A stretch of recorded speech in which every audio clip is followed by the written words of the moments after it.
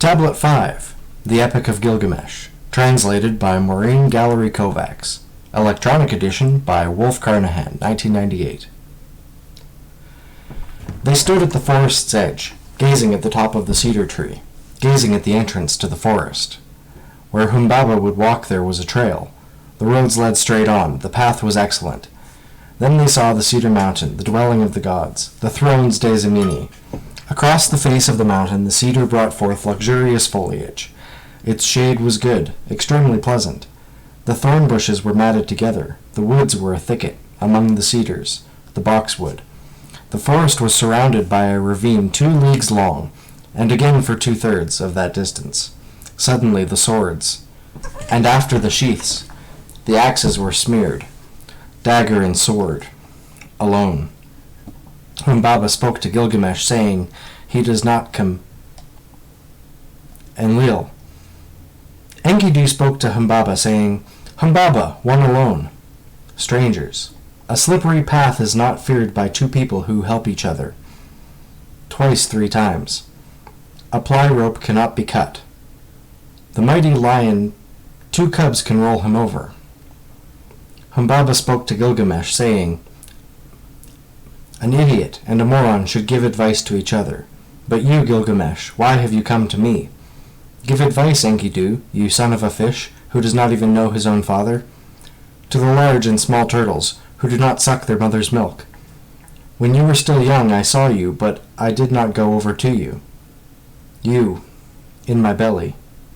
You have brought Gilgamesh into my presence. You stand, an enemy stranger. Gilgamesh, throat and neck.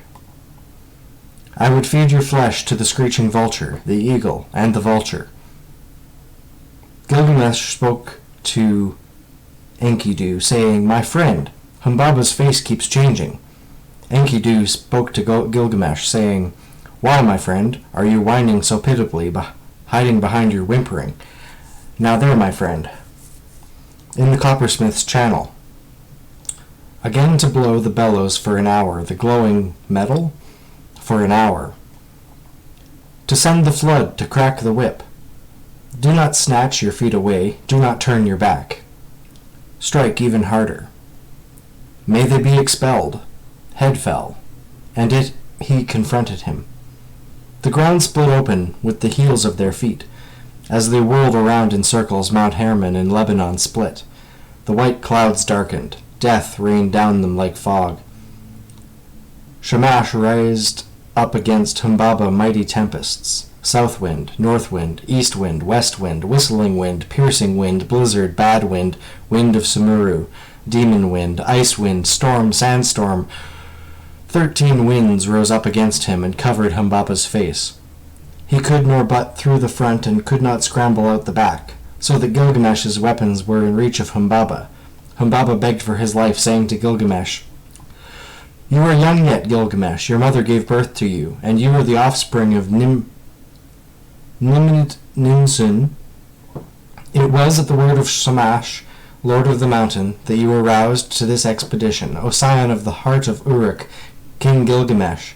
Gilgamesh, Gilgamesh, let me go. I will dwell with you as your servant.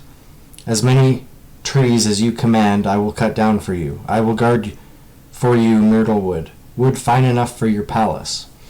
Enkidu addressed Gilgamesh, saying, "My friend, do not listen to Humbaba." Lines missing. Apparently Humbaba sees that Gilgamesh is influenced by Enkidu and moves to dissuade Enkidu. "You understand the rules of my forest, the rules. Further, you are aware of the things so ordered by Enlil. I should have carried you up and killed you. At the very entrance to the branches of my forest, I should have fed your flesh to the screeching vulture, the eagle, and the vulture. So now, Enkidu, clemency is up to you. Speak to Gilgamesh to spare my life." Enkidu addressed Gilgamesh, saying, "My friend Humbaba, guardian of the cedar forest, grind up, kill, pulverize, and destroy him. Humbaba, guardian of the forest, grind up, kill, pulverize, and destroy him. Before the preeminent god Enlil hears, and the gods be filled of rage against us. Enlil is in Nippur. Shamash is in Sippar. Erect an eternal monument proclaiming how Gilgamesh killed Humbaba. When Humbaba heard, lines missing, the forest, and denunciations had been made. But you are sitting here like a shepherd, and like a hireling of his mouth. Now, Enkidu, clemency is up to you.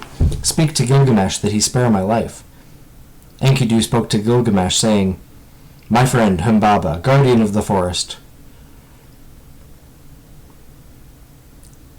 grind up, kill, pulverize, and destroy him before the preeminent god Enlil hears. And the gods are full of rage at us.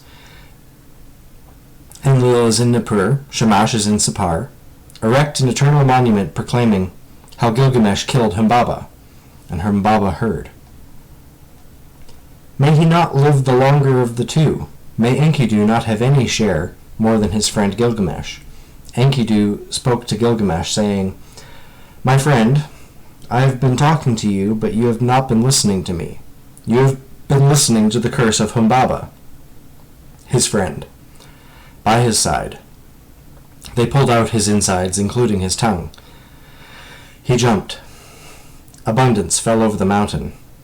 Abundance fell over the mountain. They cut through the cedar.